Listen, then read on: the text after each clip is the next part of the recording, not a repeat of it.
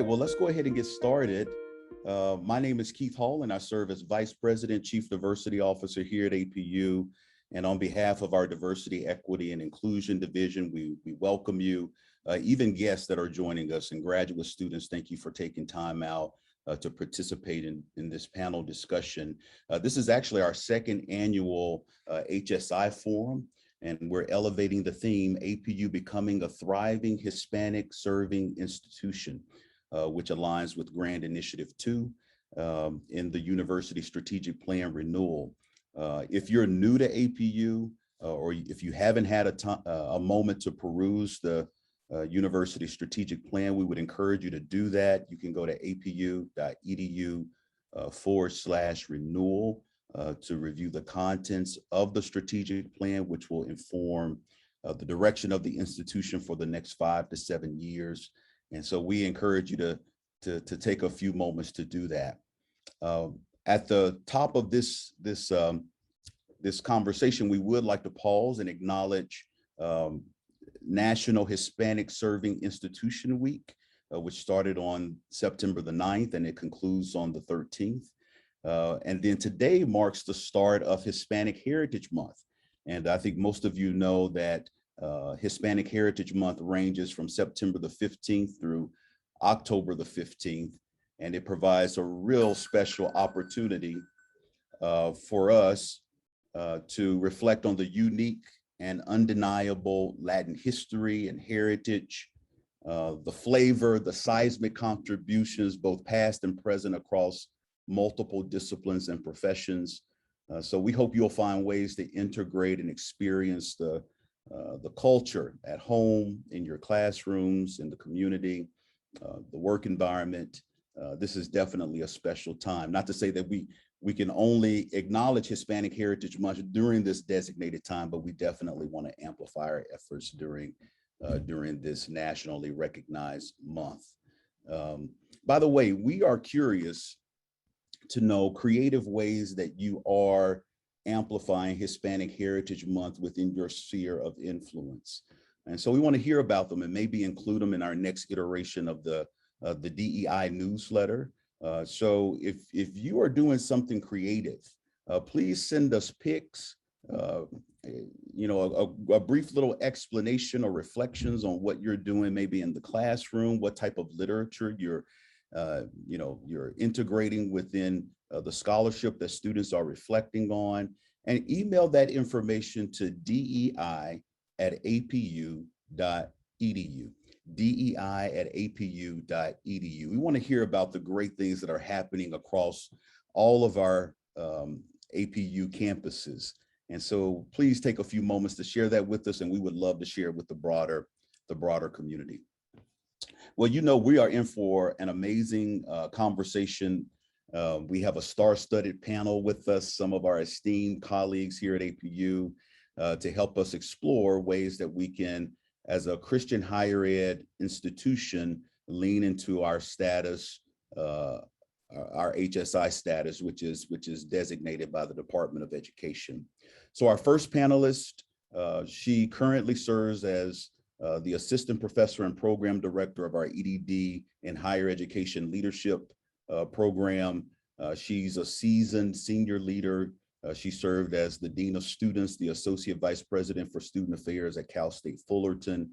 She earned her bachelor's degree at UCLA, her master's degree at Minnesota State University, Moorhead, and then her PhD at Claremont. And we were very fortunate to have her breadth of expertise and experience co-chairing our MSI and HSI Renewal Working Group. Please help me welcome to the panel, Dr. Kandy Mink Salas. Good to see you, Kandy. Good to see you. Good to be here. Thank you. Thank you for joining us today. Our second panelist, she needs no introduction. I mean, she has an infectious passion and enthusiasm in serving APU's diverse demography of students. She currently serves as the director of the Academic Success Center. She is a APU alum, earned her bachelor's degree in social work and her master's degree in leadership. She also served as a member of the MSI HSI Renewal Working Group along with other working groups that were under the provost's purview. We are happy to welcome Stephanie Gala. Thank you so much, Keith. Nice to, well, know everyone is here. Weird that I can't see your faces, but glad you're here. We're glad you're here. Thank you for joining us. And then our third panelist, he is an APU alum as well, earned his bachelor's degree at APU, his master's degree at USC. He serves as the executive director of the Student Center for Reconciliation and Diversity, which provides leadership and management of APU student-led ethnic organizations, our male scholars, our Teleku scholars, now our Gen 1 scholars. Aaron serves on countless committees and councils, and he always brings a pronounced diversity lens and perspective. He also served as the co-chair of the MSI HSI Renewal Working Group. Help me welcome Aaron Hinojosa. Right. And we'll put a doctor on it pretty soon. I mean, he is very close. And so we're rooting him on, but very, very grateful that you're sharing your expertise with us today. Thank you. So for those who may not know, Kandy, Aaron, and Steph, they were a part of a larger working group to think through ways that we can strategically step into our designation as a Hispanic Serving Institution. This process actually started in February of this year, and it culminated in the month of June. And so they submitted a report for my consideration, for the President's Cabinet's consideration, which we're reviewing and we'll be moving forward soon. But I think this forum provides an opportunity for them to share some of those strategic recommendations that were housed in the culminating report with our broader community. So I think probably the first thing to do, or order of business, is to define HSI. And I think it's always good to start with context and not assume that everybody understands what that means. So Kandy, do you mind starting us off? You know, what does HSI stand for? Is it a self-declaration? And maybe share some of the details surrounding the designation. Sure, I'd be happy to. So the letters HSI stand for Hispanic Serving Institution, and this is a federal designation that a campus can receive. Two thoughts about the term HSI, or Hispanic Serving Institution. I know that particularly in our part of the country, California, somewhat Arizona, and some other states, the term Hispanic has fallen out of favor, and many people believe and feel that the term Hispanic is not appropriate as kind of a catch-all for everyone who is of Latino, Latinx background. It is a term that was invented by the government, by the federal government. That's part of the pushback there. But I just want you to know that we use that word because it's a federal designated term. Also, just a little, I don't know, maybe a pet peeve. When you use word processing programs, every time you type HSI, it corrects to HIS. And I'm on a mission to get somebody to change that, because that's really, I do a lot of writing with HSI in it, and it really is frustrating. But in any case, when a campus has the opportunity to apply for HSI status, and you have to be designated with some paperwork by the federal government. In essence, it means that you're declaring and you prove with your enrollment statistics that your campus is at least 25% enrolled students that are of Latinx background as self-designated. And there are some other factors that go into it. I won't get into all the details. Some of it has to do with Pell Grant eligibility. Some of it has to do with undergraduate enrollment versus graduate enrollment. But in general, if a campus says that they're an HSI, it generally means that they have the 25% at least at a minimum enrollment of students that self-identify as Latinx. What And the declaration is just that, just a declaration at first, and it's something the campus has to do annually. Why it's important to be designated as an HSI is that the federal government from time to time, and it's not on a set schedule, but runs federal grant programs. And many of these, or a designated number of these grant programs, are available only to campuses that have been designated as HSIs. And these are multi-million-dollar, typically 5-year grants that can really help a campus build up its infrastructure, increase its student support systems, even provide some scholarships for students. One last thing on this note is it's important for people to know that if a campus pursues and gets one of these grants because we're an HSI, the programs and services that are offered through the grant money are not only available to Latino students. The programs and services are available to all students. So the idea is that if you have a campus that has a large number of Latinx students, by giving the campus this money to support its systems, all students on that campus will benefit. So I wanted to make sure that people understand that.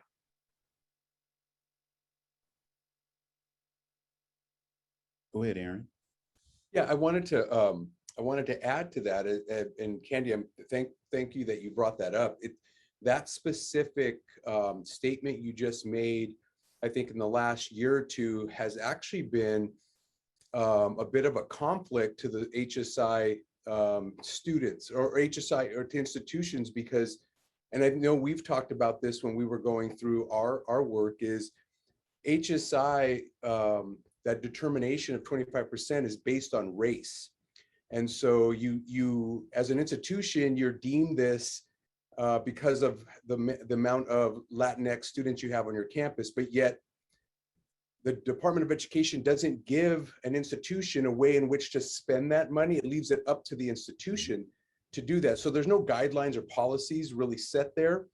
But then the money can go to anyone, but to get it, you have to have a race-based indicator. And so that's where some of the rub is with the Department of Ed and possibly the use of the money is you're eligible because of race, but then the money doesn't strictly go to Latinx students, it goes to everyone. And then that's where the serving and the enrolling term becomes a piece, like or HSI is more a serving institution, or are they an enrolling institution? And that's probably another panel discussion at some point, but I think that's something to as those that are on the call to think about when, as an HSI, what are we doing? And that's what this conversation is about. How are we preparing our institution to be that serving institution? That's really good. I appreciate the comments that both of you shared. I know once before we've talked about the overarching umbrella of MSI, which stands for Minority Serving Institutions. And that can include, HBCUs, it can include tribal colleges, but specifically for APU, it's our HSI designation. And Aaron, you raise a very good point. There is a difference between Hispanic enrolling versus Hispanic serving. And I've heard you and Kandy and Steph reference this before. Even though the HSI designation is applied, technically the designation is awarded based on enrollment. That's correct, right? Right. Yeah. Yeah. So it's in order to get the designation, no one comes in and looks at your programs or services and deems you Hispanic serving, serving in capital letters. It truly is just a matter of the numbers. I will say, commenting back to something you said, Aaron, in terms of receiving the grant money, while the grant funds are intended to serve the whole campus, I have had the opportunity to be a part of several committees that wrote these grants. And the grant proposals do have to target how this will improve the college experience of Latinx students. That's right. So it's a very extensive process, very thorough. the committees, the people that are making these decisions are typically expert in this field. So they are looking for how are you going to improve the college going experience for Latinx students. Yeah. And you have to demonstrate, it's almost like a dissertation, Aaron, which you're very familiar with. You have to demonstrate the problem that you're trying to solve and then lay out how do your ideas for programs and services solve that problem? And then how are you going to assess what it is that you're going to do over that 5-year period? Right. So that has some rigor to it. I will say that. Right. It's good. So one thing that I appreciate about the work that all of you were engaged in during the renewal process that continues to move forward. First, you started with a SWOT analysis. And so all of you collectively identified just some observations about APU as an institution as it relates to HSI. Can we take maybe a couple of minutes to elevate for our audience some of the strengths that you identified first, and then I think we can transition to, these areas of opportunity that we want to address. So let's start first with strengths, and I think this is helpful, especially for those who are new to APU. They may not be acquainted with some of the strengths that are affiliated with our institution that are HSI related. So please share some of the strengths that you discussed in your conversations. Mhm. Stephanie, you want to take that one? I would love to start us off there. So I think that a lot of the things we highlighted, it kind of just starting off of some of the grant programs, we do have trio programs at APU. So the fact that one, we meet the qualifications to even apply for them, and that APU was dedicated enough to say this is the type of services we want to engage in, we want to provide to our students is huge. That's a huge strength. We also have first gen programming. I mean, Aaron can touch on that more. Our Gen 1 program being here. We also are in a Research 2 university and an HSI and faith-based. So I think that the uniqueness of all of those pieces coming together was also strength we talked a lot about as well. So we have high achieving, and we expect that, and we provide resourcing to help all of our students to do that, to accomplish these things, to engage in research. And, we really have assessed, I know under the provost, we looked at our services that we are providing, our academic services, to see our students of color and how they're engaging with our services so that we can continue to engage them and find ways to reach out and really see that they're a part of the academia with research, with these services we're providing. So I think that, gosh, even just the growth itself, I think that was another thing that we really highlighted. I don't want to take all of them, but also service learning and just our local impact as well. Being, I know I saw Michelle, shout out to Michelle Laporte is here. I think that that's a huge retention piece, and the fact that we have that we also have the Carnegie classification, the engagement we have, just the placement of APU being in Azusa, which is a significantly Latinx community, and that we are engaging with them through our academics and helping our students engage in that way was really powerful too. I won't take them all. I'll let Kandy and Aaron, since our fearless leaders led us through that, but that was some specifically too connected to the academic support area that we highlighted. And before we share other strengths, I think one thing that I do appreciate about your explanation, Steph, HSI sometimes is just focused in a very insulated way, but HSI should really be thought about longitudinally, and also thinking about the impact that the institution has in the local community as well. And we're seeing that in a lot of the research. I know, Kandy, you're engaged in the research. I know that the group leaned into some of the work of Gina Garcia. And so that's an important piece that you highlight. Other strengths. So I want to just emphasize something that Stephanie was alluding to, and that is what I believe could be the unique positioning of APU, given that we are a faith-based, a Christian campus, a Research 2 campus, and a Hispanic Serving Institution, there just are not many campuses like us. In fact, we may be a unicorn in this area. And personally, I believe that APU already is to a certain extent, but can really become the leader in the Christian campus world in terms of serving Latina students very, very well. And I would love for us to be a model campus in that way. Good.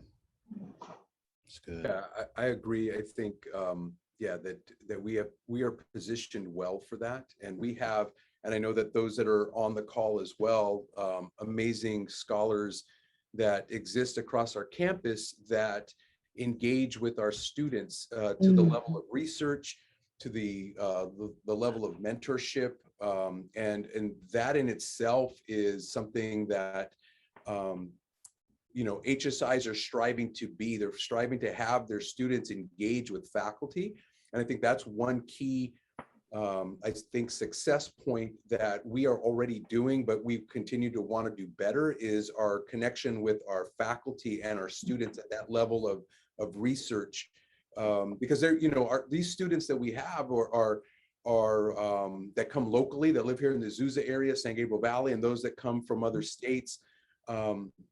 They're looking to do big things. And so I think if we're preparing them well for what is the future of not only APU, but the future of this United States, then the big piece is our faculty interaction with students and connecting them to those bigger networks. Yeah, that's so good. That's so good. I love it that we are not a part of a homogenous community, that our community is so diverse. And actually the word, diverse doesn't really do, I think, the description justice. I mean, there are so many levels of intersectionality reflected across our students, right? So some of our students, they may be of Latin background, but they're also first generation college students, or some of our students. I was talking with a group of faculty. We have some students that come from very affluent spaces across our nation. Then we have some students that literally, they come to APU on a Greyhound bus, right? But they have incredible agency, they have incredible perspective, and they bring remarkable cultural capacity to our community. And so thinking about the levels of diversity that's reflected, not just across our student body, but even within each student, is also very, very important. So I know you also took some time to assess gaps, areas of opportunity. So will you be so kind to highlight some of those for members of our community and others who will review this later? And not all at the same time, by the way. I'll throw out a couple. I think we did see as perhaps a weaker area, or at least an area that needs some exploration, the financial assistance available for students. If you look at the demographics of Latinx students and students who are Pell Grant eligible, Pell Grant being the federal free money grant that's available. When you're eligible for a Pell Grant, typically your family income is fairly low. Your what's called expected family contribution is typically zero. So it's a student who really often can struggle to pay for college. And so the demographics will show us that within the Pell Grant eligible students, there are more Latinx students in that category than in some of the other ethnic groups. So we want to make sure that if we're inviting and we're drawing and we want to serve our Latinx students well, that we have the support systems needed for them to persist through all 4 years of college.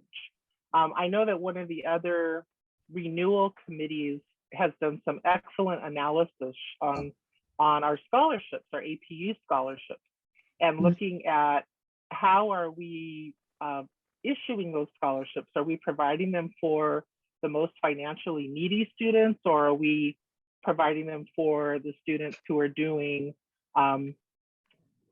really, really well in high school?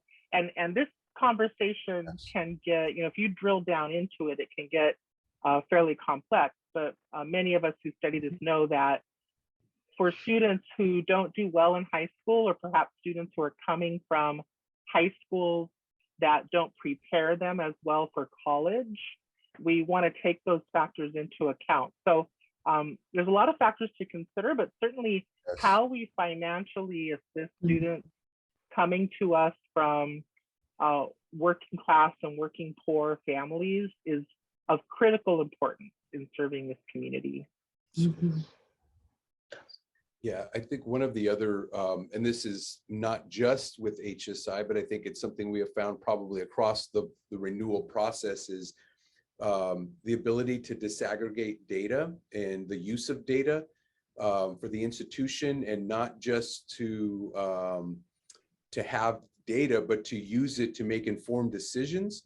And so when specifically looking at our HSI or our Latinx population, it is to then prepare our faculty on the students that are coming to them and that will be in their classrooms, and so that they can prepare and maybe even look at their curriculum and syllabi and say, okay, I have a student that may is coming from different areas. I may need to change and the approach, my pedagogy may need to look a little different, but take it as an asset-based approach and not a deficit model, right? I think much of what maybe HSIs across the country and institutions in general, when they're looking at students of color, focus on a deficit model in which way of the gap in which they have to make up, instead of the opportunity that exists in the classroom, specifically for our Latinx students, all of the brilliance and knowledge that they bring from their community and language, culture, and so on, that is an actual knowledge base that sits in a seat right there and provides that to the classroom. So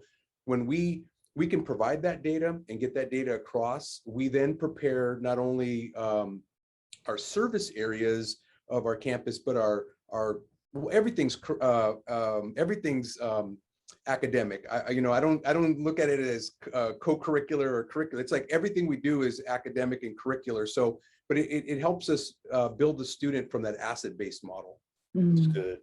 I think kind of adding and jumping on there with the disaggregated data need, I think in many working groups, we really found that consistent need for more data and the disaggregation of it. But I also think something we talked about as a need was also exit surveying, and why our students are leaving, specifically this Latinx. Is I think if we know the why, then that will inform, we have limited resources or we're going after these grants, how do we put the appropriate resources into practice? What is it that they need? What are they telling us? And then also that informs even our recruiting practice. I mean, our enrollment teams are doing all they can to enroll them, but also I think that will inform the expectations we set from the beginning.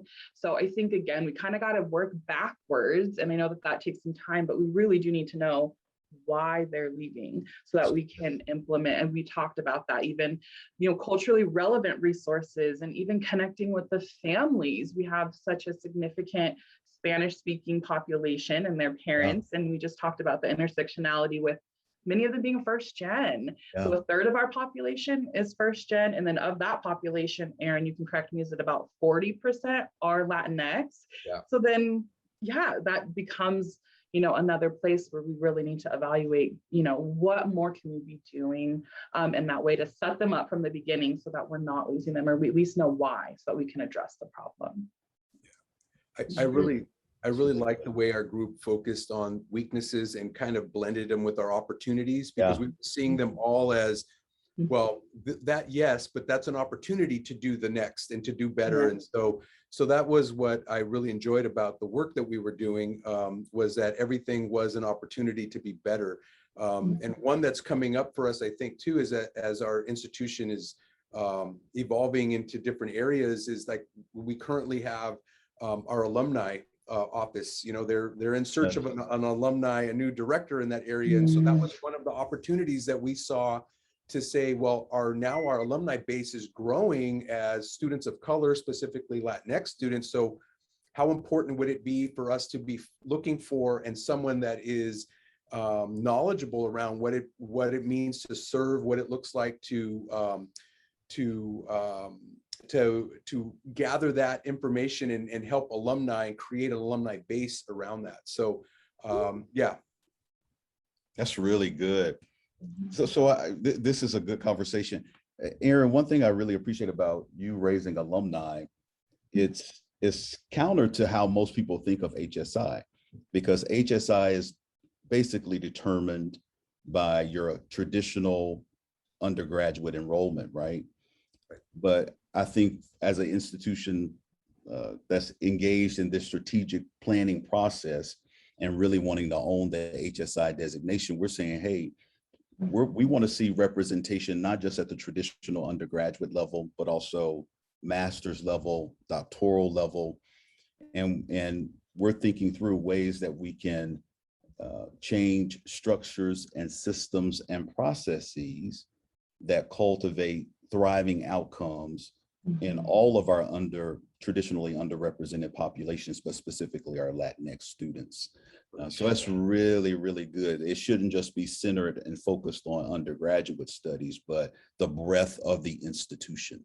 Right. And I guess some would even say even prior to the institution, thinking through pipeline, right? And that'll be part of the discussion on Friday that you'll moderate, which is good. So listen, I need to just step away because you just already segued to opportunities, Aaron, which is great. That's really good. But you need to be the moderator. So which is good, but I think that opens the door. Hey, what are some of the opportunities we need to be thinking through institutionally? And let's start kind of big picture first, and then we can funnel down to, individual changes that we can make in our respective sphere of influence. So what are some of those recommendations that kind of bubbled up in your processing and after consulting research? Yeah. Well, I would just say, I don't know that we talked about it a little bit, but certainly the federal grants. I mean, there has not been a call for a large HSI related grant in a while. I think many of us are hopeful under the Biden administration that there's some money coming down the pike here. And I think, it's the kind of grant that you can't just, they often give you a 30-day notice. It's a pretty quick turnaround. And so you have to kind of be ready. So I would hope that we as a campus begin to do some work around, once these calls come out, what is it that we want to use the money for? What would be most useful to us? And that then speaks back to, for example, Stephanie mentioning exit surveys. If we know why our Latinx students are leaving us, we can begin to develop programs and services that would interrupt that loss of students. So big picture in my mind is getting ready for the grant announcement. That's good. It's good. Well, I will say we are trying to get ready for the Title V grant that is coming. So we are trying to prep for that one a little bit. I think kind of going off of that, because we're on the programs and services, I know that this working group had so many recommendations. I think there was I don't even remember how many bullet points, and then there's sub bullet points under those recommendations. Well over 30. Over 30. There's quite a bit. And all meaningful. Yeah, there's a lot. But I think that really focusing in on, and I love Kandy, just that reiteration, but of also evaluating what we currently have and not just doing, this is what we've been doing. And I think that we are in a place, and I think that a lot of areas are, I think COVID also forced that a little bit too. We had to kind of rethink how we've been serving students, but I think that's an important piece. And I think, this renewal process is so helpful in that. So if we really are going to be a place of student success, wanting to really retain and graduate students, we have to continually evaluate how we're doing that. Is that still relevant? And I think especially relevant to our significant Latinx population. So I know that there was a lot of recommendations around that, evaluation of what we're currently doing, and then creating new if we need to create new or adjust. And we don't have to change just for change's sake. I like change, but also like, what is effective? And if we do need to, let's adjust accordingly.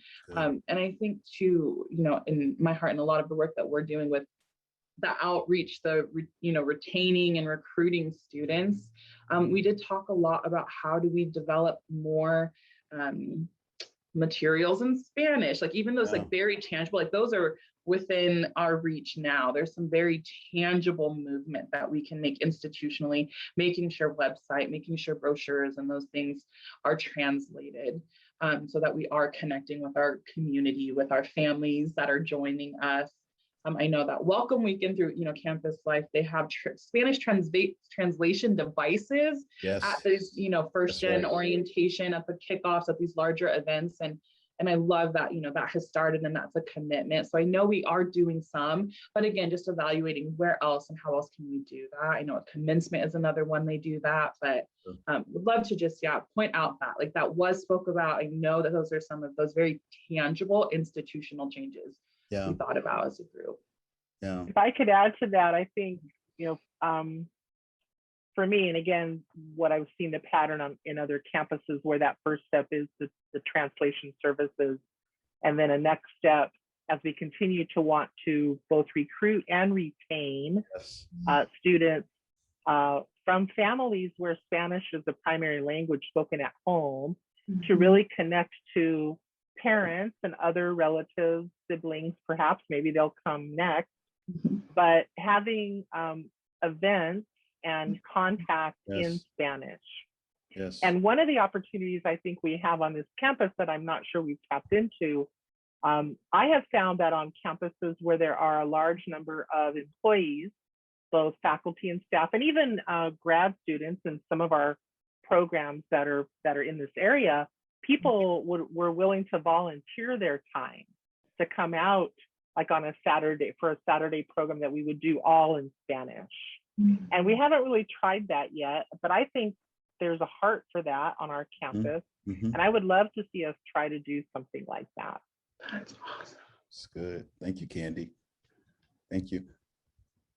And real quick shout out to Aurora Matsky. I know, Stephanie, you had referenced some of the Title III pre-work that's being done, being co-led by the Office of the Provost and our Office of Research and Grants. I know, Erin, you're going to play a role in that process as well. So I really want to shout, I know she's present, shout her out while we can. Erin, I think you were going to share some thoughts. Yeah, I just wanted to, I add something as well to the recommendation, which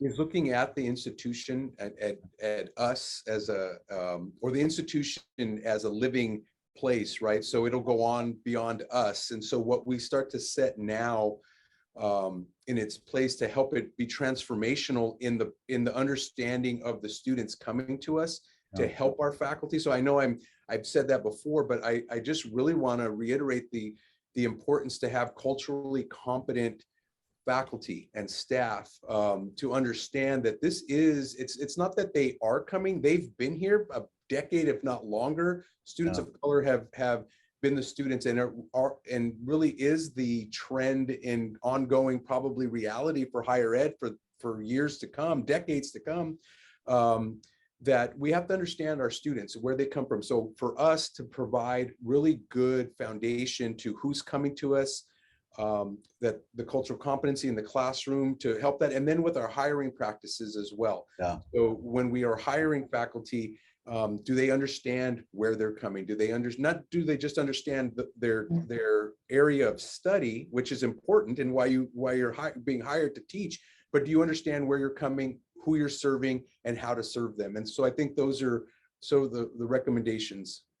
It's really good. It's really good. If I can piggyback on that, what Erin just said is so critically important. And I think, this is not a new idea. I think we've been talking about asking faculty to examine both their curriculum content and their pedagogies for a while now, and asking faculty to take into account the lived experiences of their students, the identities of their students, and to really, I think, I'll speak for myself. I would hope that our faculty is working hard to reflect those in what the student experiences in their classroom. But of course, a faculty's classroom is their domain, and we rely on their expertise to give the student what they need. I think one piece that we might be, I know you didn't want us to necessarily do program planning here, Keith, but I got to say this idea.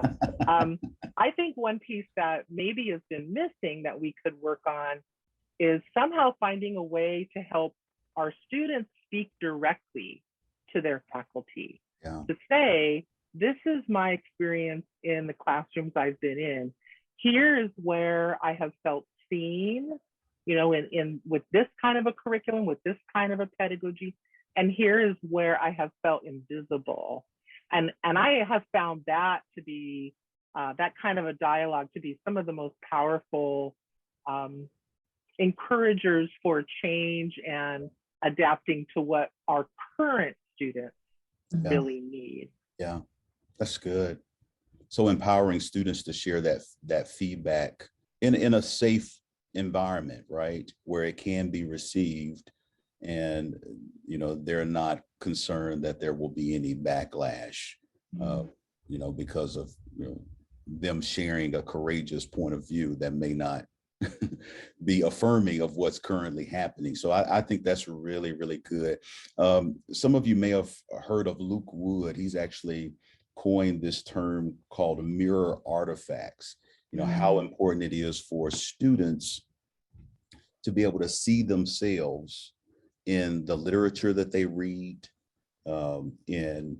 depending on, you know, the academic discipline, the prose that they peruse, or music that they play, that cultivates a deeper sense of belonging, and sometimes helps students overcome, you know, issues like stereotype threat, and how that creates an educational environment that fosters thriving. And the whole premise is that oftentimes, you know, students of color, students that we class as traditionally underrepresented students, often their academic experience is almost like looking out a window at other people that doesn't necessarily culturally relate and identify with their own experience. And so that's a really interesting thought, I think, to read through and consider, okay, how can I perhaps apply this within my context?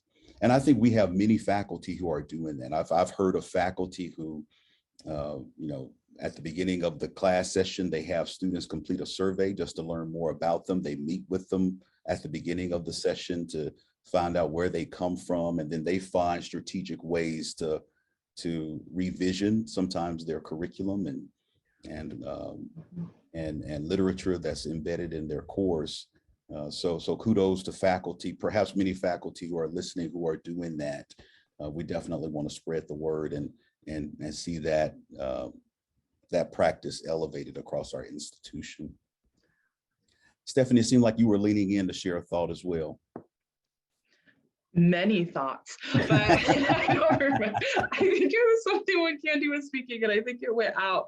But I don't want to move too much into like just personal department, but something that I think we were talking on and touching on is that recruitment of diverse, you know, staff and faculty. And so working with staff, I think that is something that is heavy on our hearts, is that our students can come to these services and that they're welcomed, that they see themselves in the people that they're working with. I think that's the heart of what we're trying to get at. So yes, the books in the classroom, but, you know, for me being a practitioner with staff, I think that's also so important, that they can walk into all of these buildings, these services, and feel that sense of home and welcome, that they're, you know, not a guest there, that they're greeted with that. And so I know that is one of the recommendations. So I know we were just talking a lot about faculty, but also on the staff side as well, making that a really, you know, strong recommendation moving forward, and you know, seeing how different offices, different departments can really move forward and take tangible steps in doing that with their hiring practices.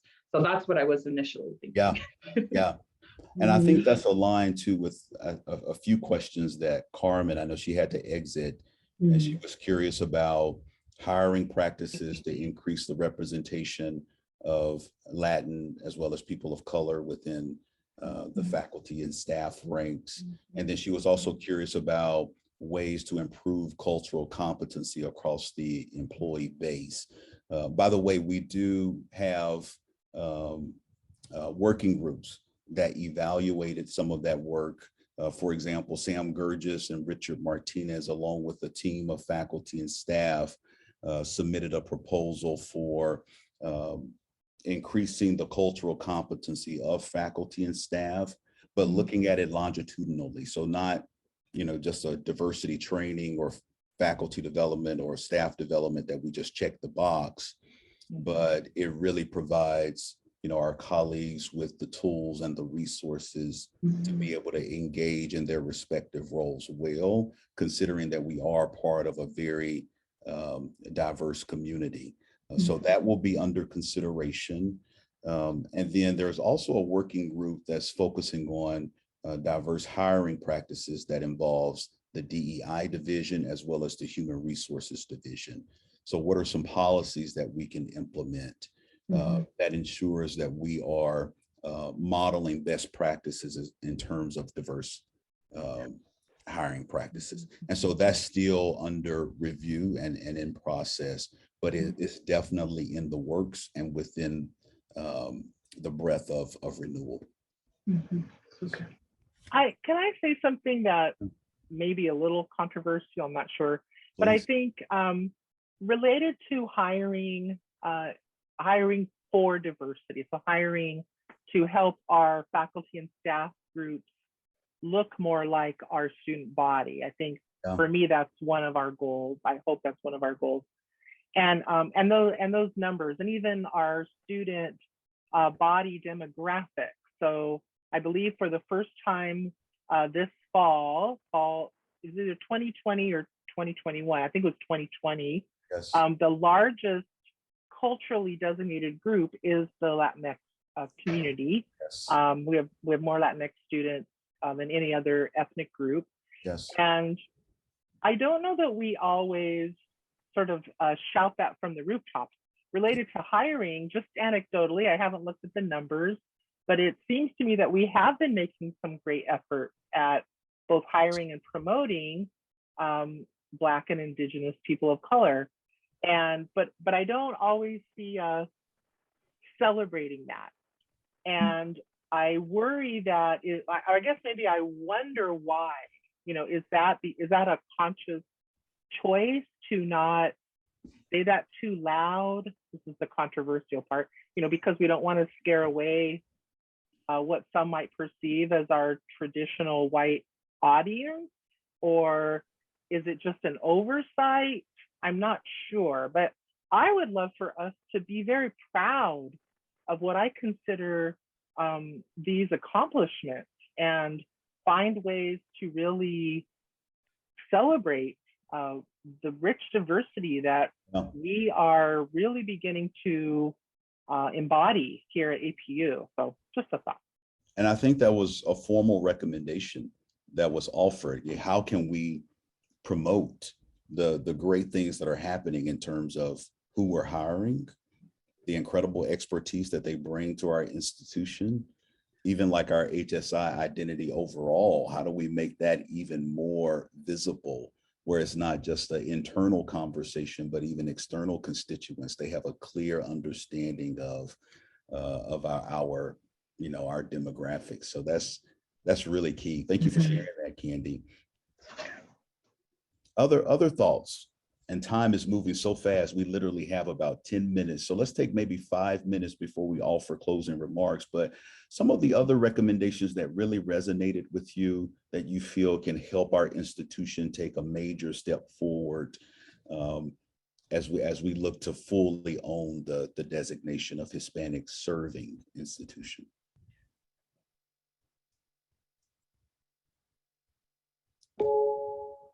I know I'll highlight one that stood out to me, and I think this was one under the institutional theme. I know there was the recommendation of having a focus body, like a HSI, MSI task force that understands the layered agenda that comes along with making progress when it comes to our HSI and MSI identity.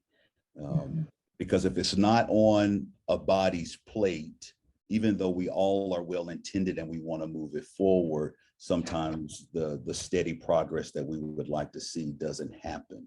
And so having a collection of, faculty, staff who have expertise, who have distinct passion when it comes to, and knowledge when it comes to the HSI research and best practices, that's really key in taking some sizable steps forward. Yeah. And I think that was one of the first, recommendations, like at the top of the page from the working group. And along with that, I think it's then having a point person at a, as a, and not just an aside job, but as this is their role at the institution to oversee HSI initiatives, efforts, and someone that is looking out and watching and visioning for this, along with that committee as part of that working group. But yeah, I think that is, if you look across other institutions, they have, it's either at the provost level or it's at an executive director, but it's at a level in which carries a good amount of weight to it, that what they are doing and saying is not just a parallel conversation, but this is an institutional value. It's good. It's good. I think another recommendation that has some complexity and subtleties to it, we began to talk about how can we come together in some way, whether this is a task force or a study group, but to really dig into what does Christ's teachings have to tell us about focusing on issues of equity and justice and diversity. And it, certainly would play out related to the Latinx community, but really to, across all identities, across all ethnicities.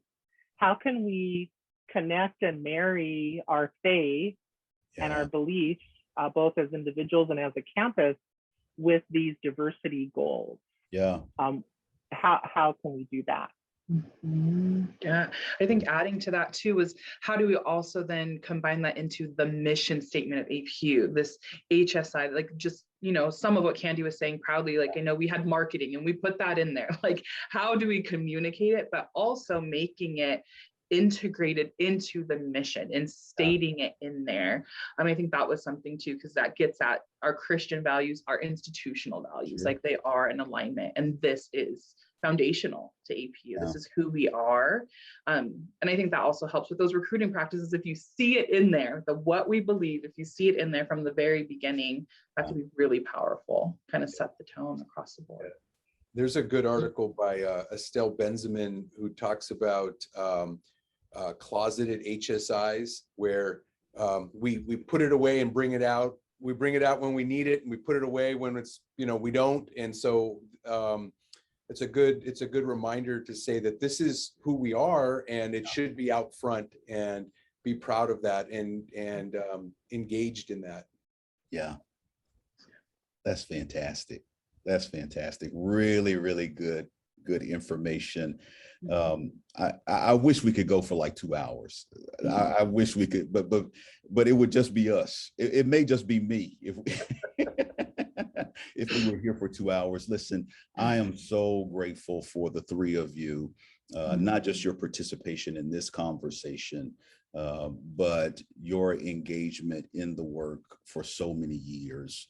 You make APU better without a doubt. And then thank you for the strategic work that you engaged in on the renewal working group. So we're really excited about advancing many of those recommendations. I think probably the challenge will be now, because there are a lot of recommendations that have been submitted, is prioritizing them and then figuring out a good way to kind of stratify them over the next 5 to 7 years. And so again, thank you for the incredible work that you've done. Listen, any last remarks? I want to give you at least like 30 seconds if you want to share any last remarks with our community or those who will review this video later. So let's start with Steph. Any last remarks of encouragement to our colleagues who have joined us today and they really want to take a positive step in supporting HSI? I mean, being here means you care and that you want to do something. So I think that in and of itself is incredible. I also feel like we talked a little bit, there are tangible things that we can do. I think in hiring practices, learned this from you, Keith, in a workshop you did, but put it in job descriptions that you want someone who is going to understand, who wants to grow, who's aware that they're serving a diverse student body.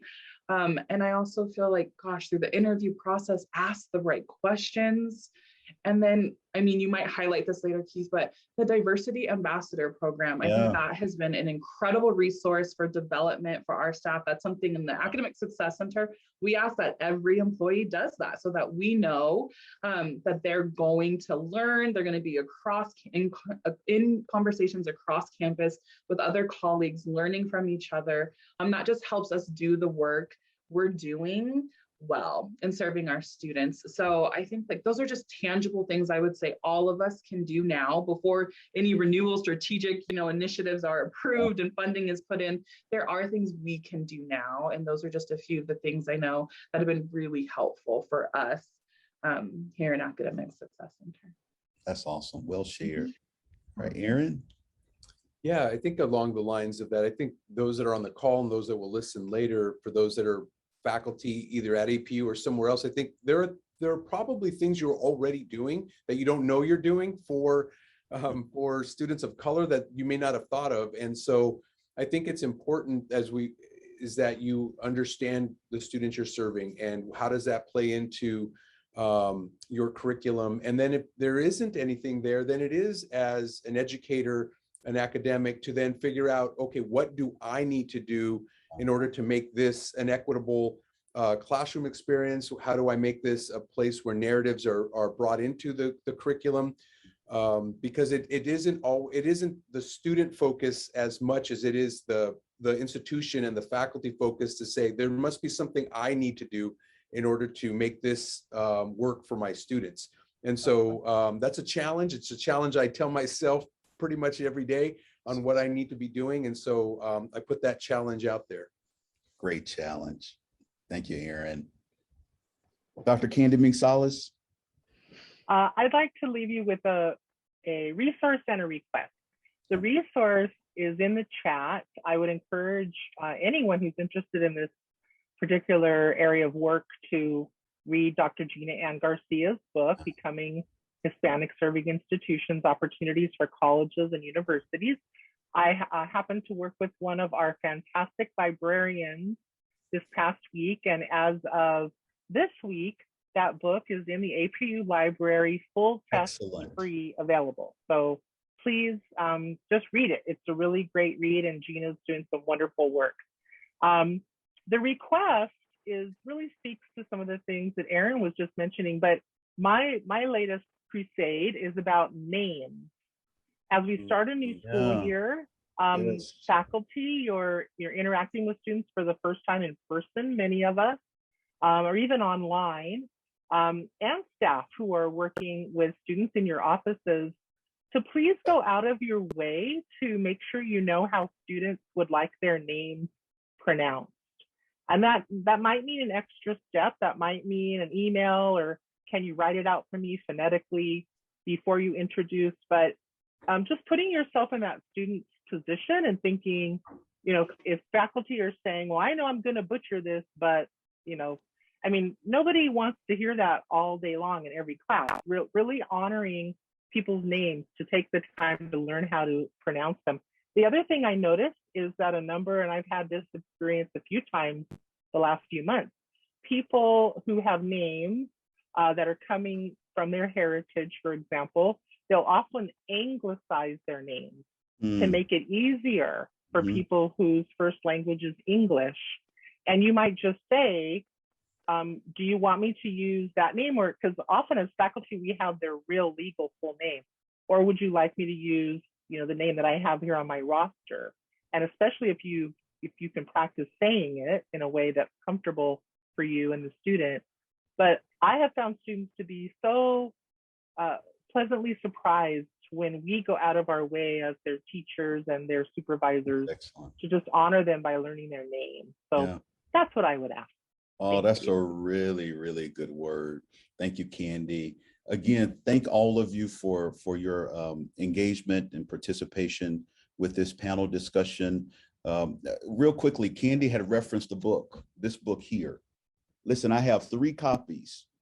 We want to hear from many of our faculty and staff that are being intentional about supporting some of these HSI related strategies. Let us know what you're doing in your classroom. The first 3 we receive in the DEI@apu.edu email account. You're getting a free copy of the book that Kandy just referenced by Gina Garcia. So we would love to bless you with that, but we gotta hear from you. Okay, first three, and don't make stuff up. All right, unless this is something that you plan to implement moving forward, then we'll take it. All right, we want you to be honest. All right, real quickly before we conclude, we have Latinx Pathways to and through College panel discussion that will feature Dr. Paul Flores, Armando Bustos, who oversees our TRIO programs, as well as Rhonda Jones, and our very own Erin Hinojosa is going to moderate that conversation as we continue to celebrate National HSI Week. We hope you'll join us. And then we really appreciate Steph for plugging the Diversity Ambassador Program. The fall cohort is starting on September the 22nd. If you would like more information on the Diversity Ambassador Program, please email cdeie@apu.edu. cdeie@apu.edu. We would love to welcome you into that cohort. By the way, we have limited spots, so you'll need to register pretty quickly so that we can include you. Otherwise, we'll have to put you on the waiting list, and we'll consider you for the spring. But listen, APU community, faculty, staff, students that joined us, guests, thank you so much for taking time out to be a part of this conversation. And we're really excited about advancing diversity, equity, and inclusion, and becoming a thriving Hispanic serving institution. And so we're glad you're on that journey with us. Hey, blessings to you.